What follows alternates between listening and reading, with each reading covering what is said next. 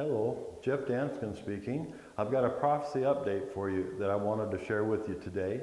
And that update is a prophecy that was given by both Isaiah and Jeremiah 2,700 years ago. And it was a prophecy about the destruction of the city of Damascus in the country of Syria. You might recall Damascus is the city where Paul was headed to when he was struck down by Jesus and had a visitation by Jesus where Jesus blinded him for 3 days. It's always been a significant city in Bible times, but even toward the last days, it's supposed to be a significant city. Now, I think it's happening right now. Current events are rolling over that make this particular event taking place as we speak. If you've been listening to the news, you will realize that there's been bombs. Israel has been bombing Damascus over the last 6 weeks. And they have not done it to the capacity that is prophesied by them. But in 2005, I went to Israel.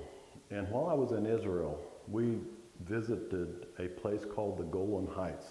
And on your map, it's right here. They have a dotted line. Whoever created this map was biased against Israel. And let me tell you why.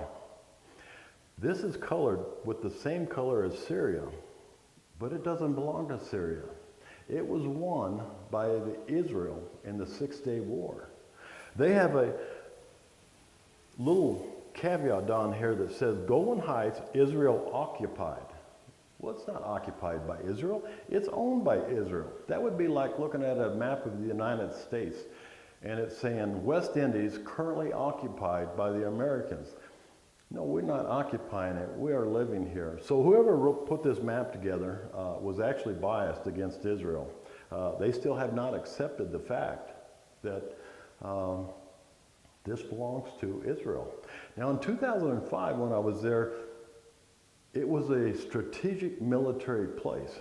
It blocked off the capability for Hezbollah to launch rockets right here into Israel. If you look at this, you're overlooking all of Israel and the Sea of Galilee. Right here, here's a picture of the Golan Heights looking down on the Sea of Galilee. So not only is it beautiful from a viewpoint, but it's a strategic military spot. But that was in 2005. Since then, it has become even more valuable because they found large quantities of natural gas and oil. Now, if you've been listening to your TV over the last 3 years, you will know that Syria is in a state of complete shambles. Syria is ruled by King Assad or something like that, Assad, and he's basically, hiding in his castle. He's not in control of anything. Russia has they've got 50,000 troops out there, and Russia basically occupies all this area. They control all these borders, and Russia, they really like access to the Mediterranean Sea. And the United States, we have 2,000 troops up in this area here. During the President Obama administration, we sent 2,000 troops there, and that is to fight ISIS. And we were there in basically a consulting capacity. In other words, we would provide air support and also intel as to where ISIS was. And Kurdish rebels are the ones that actually go door to door and fight out ISIS. Now, ISIS has almost been completely destroyed. So about a month ago, as I'm giving this is February the 12th, and about a month ago, President Trump said, hey, we've almost got rid of ISIS, we're going to pull our troops out. Now, this is really bad news for Israel, because if the Americans pull out, and you have 50,000 Russian troops here, there's not much to stop them from going in. And over the last 6 weeks, they've been bringing in equipment here, Hamas has in Iran, so that they can begin an invasion. It's an invasion that you've probably heard someone talk about, the Gog and Magog war. That's a war where Russia, Turkey, and Iran will come against Israel, and God will supernaturally be victorious for Israel in that battle.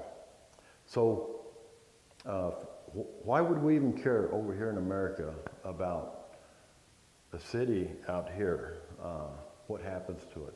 Well, the reason it is because this could be the domino that starts the effect of the last 7 years.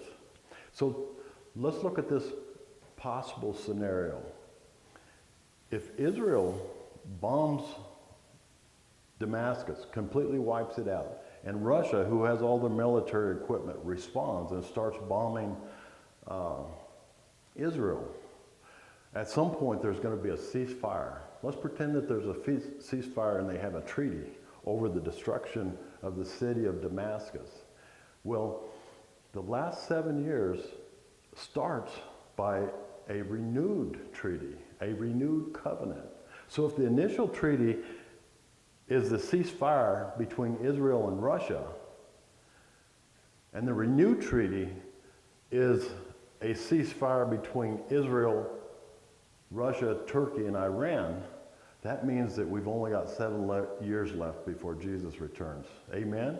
It's kind of exciting times that we live in, and it's happening as we are here on this earth. It's a wonderful time to live. So when you hear in the news things going on in Damascus and Syria and Israel bombing it, know that it is important. Amen? God bless.